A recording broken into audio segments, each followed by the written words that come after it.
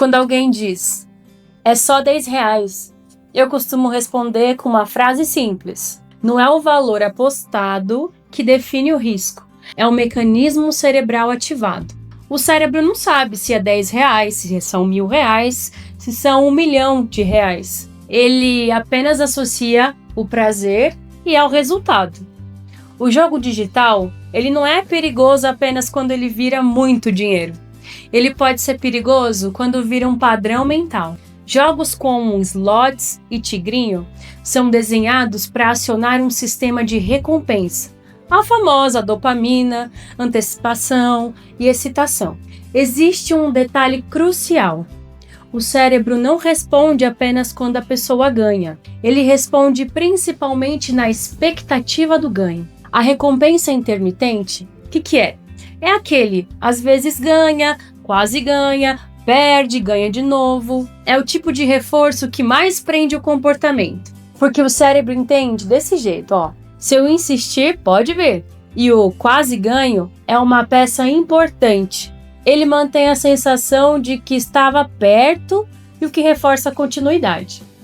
O problema das apostas pequenas não é o impacto imediato, é a porta de entrada para uma adaptação do cérebro.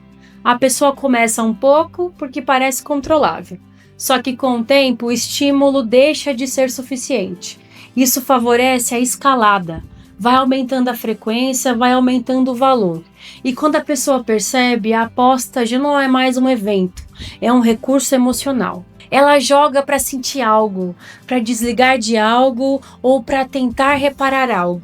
É um mecanismo muito parecido de dependência de álcool, por exemplo, e outras substâncias. E aqui entra a segunda frase. O cérebro em dívida, ele não descansa. Quando surgem perdas e dívidas, não é só um problema financeiro. É um estado de alerta constante, é uma preocupação, é aquela ruminação e aquela vergonha, medo do futuro. Como é que eu vou falar para minha família que eu tinha tanto dinheiro e agora eu não tenho mais nada? O cérebro tenta aliviar esse estresse todo. E paradoxalmente, ele volta ao jogo, como se fosse uma saída rápida. Isso cria um ciclo clássico. Perde, sofre, tenta recuperar, perde mais ainda. Esse recuperar tem um nome clínico. Se chama perseguir perdas ou chasing losses. E é um dos marcadores de perda de controle mais importantes para a gente poder identificar. Aqui vale uma distinção importante. Apostar ocasionalmente, aquela cacheta sem nenhuma pretensão, não é o mesmo que transtorno do jogo. O transtorno ele aparece quando existe aquela repetição, aquela perda de controle, aquele prejuízo real. Assim como todas as outras síndromes na psiquiatria, precisa haver uma perda, um prejuízo. As mentiras, os conflitos, os comprometimentos de conta, a queda de rendimento e o isolamento. É importante dizer que isso não é falta de caráter, é um comportamento aditivo, com mecanismo cerebral parecido com outras dependências, como eu mencionei anteriormente. Do ponto de vista psiquiátrico, nós chamamos esses pacientes de jogadores patológicos, que apresentam um fenômeno conhecido como craving, que é um desejo intenso, urgente, de difícil controle. Não é só uma vontade, é aquela pressão interna, é um ciclo que aumenta um sentimento de autodesaprovação. A pessoa se vê fraca, mas a ajuda existe, e quanto mais cedo, melhor.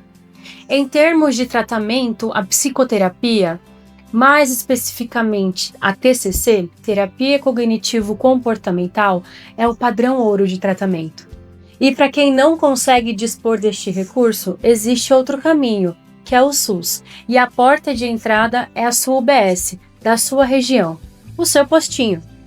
Existem também grupos de apoio, como jogadores anônimos. Agora, no dia a dia, o que mais funciona é reduzir o acesso e reduzir o impulso, bloqueando os aplicativos, desativando as notificações e permitindo a autoexclusão quando disponível, principalmente para organizar a vida financeira com a ajuda de alguém de confiança. Porque na fase de compulsão, pedir para a pessoa ter força de vontade é pouco realista, chega a ser injusto. Então, de novo, Não é o valor apostado que define o risco, é o mecanismo cerebral ativado. E se existe dívida, ansiedade e sensação de perseguição mental, lembra, o cérebro em dívida ele não descansa. E se isso está acontecendo com você ou alguém próximo, o passo mais importante é tirar do segredo e buscar ajuda. O problema cresce no silêncio e diminui quando vira cuidado.